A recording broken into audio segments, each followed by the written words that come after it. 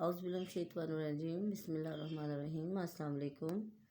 آج ہم کاروان اردو جماعت ہشتم کی کتاب کا سبق نمبر 22 جان کی بازی، اس کا ہم خلاصہ پڑھیں گے۔ جان کی بازی کی کہانی مشہور افسانہ نگار اشفاق احمد کے قلم سے نکلی ہوئی ایک تحریر ہے۔ اسکول میں سالانہ کھیل منعقد ہو رہے تھے۔ عمران، عارف اور کاشف میدان میں بیٹھے ہاکی میچ شروع ہونے کا انتظار کر رہے تھے۔ ان کا چوتھا دوست زبیر ابھی تک کلاس میں ہی بیٹھا تھا۔ کسی لڑکے نے بتایا کہ وہ وہاں بیٹھا رو رہا ہے۔ تینوں دوست وہاں پہنچے تو زبیر کی آنکھوں میں آنسو جھلملا رہے تھے۔ عارف نے اسے شرارت کے ذریعے ہنسانے کی کوشش کی، لیکن زبیر رومال سے آنکھیں صاف کرتا وہاں سے نکل گیا۔ اس کی امی بیمار تھیں اور ان کی صحت یابی کے لیے آپریشن ضروری تھا اور اس کے لیے 5,000 روپے کی ضرورت تھی۔ اس کے والد ایک درمیانے درجے کے سرکاری ملازم تھے۔ تمام تر کوششوں کے باوجود وہ اتنے پیسوں کا انتظام نہیں کر پا رہے تھے۔ تینوں دوست زبیر کی مدد کرنا چاہ رہے تھے، لیکن بہت کوشش کر کے بھی وہ 3,000 سے زیادہ جمع نہیں کر سکتے تھے۔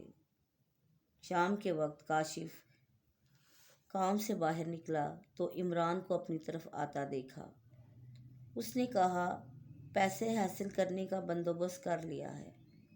کاشف نہ سمجھا۔ عمران نے کہا، ریلوے گراؤنڈ میں سرکس والے آئے ہیں، انہوں نے وہاں اشتہار لگایا ہے کہ جو کوئی سرکس میں ان کے بندے سے زیادہ بلندی پر موٹر سائیکل چلائے گا اسے 5,000 انعام دیا جائے گا۔ کاشف نے کہا کہ ہم تو حصہ نہیں لے سکتے۔ عمران نے ڈرتے ڈرتے کہا کہ تم لے سکتے ہو۔ کاشف نے کہا، وہ کیسے؟ عمران بولا، تم کو موٹر سائیکل چلانی آتی ہے اور تم ہر وقت مختلف کرتب بھی کرتے رہتے ہو۔ اس کے علاوہ ہمارے محلے میں جمشید صاحب رہتے ہیں جو پہلے موت کے کنویں میں موٹر سائیکل چلاتے تھے۔ آج کل وہ ریٹائرمنٹ کی زندگی گزار رہے ہیں۔ میں نے ان سے تمہاری بات کر لی ہے۔ کاشف کو یہ غیبی امداد لگی۔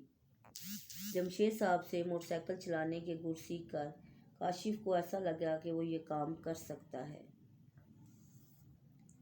7 بجے مقابلہ شروع ہوا۔ اس میں 4 لوگ شریک تھے کیونکہ یہ کھیل کسی کے بس کی بات نہیں تھی۔ تقریباً 400 تماشائی موجود تھے۔ موت کے کنویں کے اندر اوپر سے 3 فٹ نیچے ایک لائن لگائی گئی تھی جس کو چھونا تھا۔ موت کے کنویں کا ملازم مہارت سے لکیر کو چھو کر نیچے اتر آیا۔ باقی 2 آدمی کامیاب نہ ہو سکے۔ اب کاشف کی باری تھی۔ عمران اور عارف دونوں اوپر سے دیکھ رہے تھے۔ زبیر بھی ان کو ڈھونڈتے ہوئے وہاں آ پہنچا۔ اس نے کاشف کو کنویں میں موٹر سائیکل پر بیٹھے دیکھا تو سارا معاملہ سمجھ گیا۔ وہ چلانے لگا کہ کاشف کو بچاؤ، وہ مر جائے گا۔ کاشف پر کچھ کرنے کا جنون سوار تھا۔ وہ کامیابی سے متعلقہ لائن کو چھو کر واپس آ گیا۔ اس نے ڈر کو اپنے جذبے پر شکست دے دی۔ زبیر کی امی کے آپریشن کے لیے پیسوں کا بندوبست کر لیا گیا۔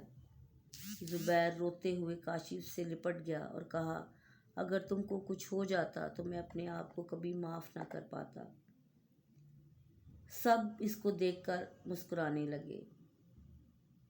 جس کے دل میں محبت اور خلوص کی شمع جل پڑے وہ کبھی ناکام نہیں ہوتا۔